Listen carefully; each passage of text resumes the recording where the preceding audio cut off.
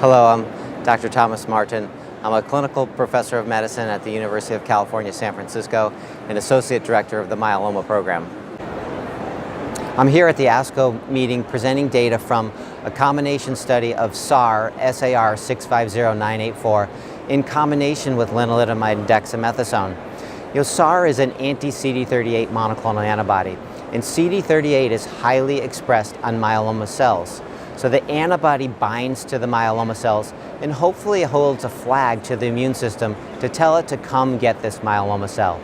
Now the combination likely will work because lenalidomide may upregulate a cytokine called IL-2, and it might enhance the ability of the immune system to recognize that antibody.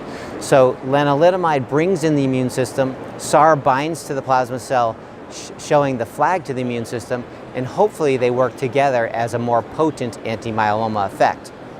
So based on that, we launched a combination study. This was a phase 1 dose escalation study. The cohorts were SAR 3 milligrams per kilogram given on day 1 and 15 of a 28-day cycle, or SAR 5 milligrams on day 1 and 15, or SAR 10 milligrams at day 1 and 15. And it was given with lenalidomide at 25 milligrams, days 1 to 21 of a 28-day cycle, and with weekly dexamethasone of 40 milligrams.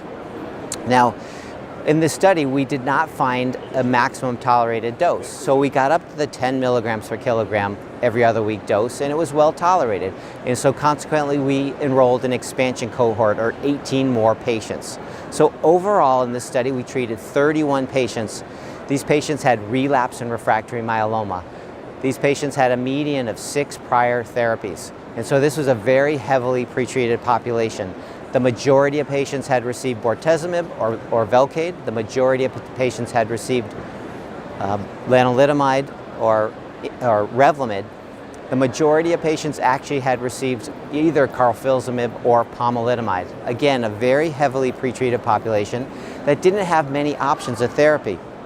So during this therapy, when we looked at the therapy, it was very well tolerated. There are very few toxicities that we call are grade 3 or 4 or have severe side effects. What we did see is we saw some neutropenia. The white blood cell count went down. We also had some fevers with neutropenia, and we had a couple patients that developed pneumonia. Other than that, again, it was very well tolerated. What we did see from the antibody, there were some infusion reactions. Most of the infusion reactions were mild, occurred on the first time they received the antibody, and responded to drugs like hydrocortisone or a steroid or Benadryl.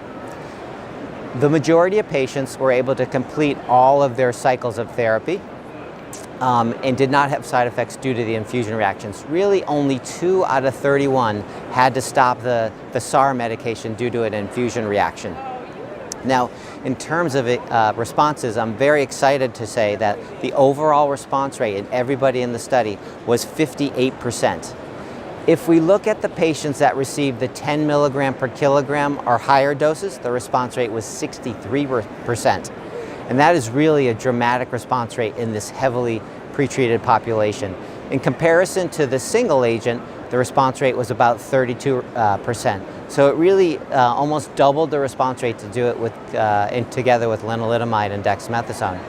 So based on these preliminary data, we're hoping to launch additional studies, both in the relapse refractory setting and in earlier patients, and perhaps patients that are just starting therapy for multiple myeloma. We couldn't be happier with immunotherapies, and we would like to combine them with IMiDs and in the future with many other drugs.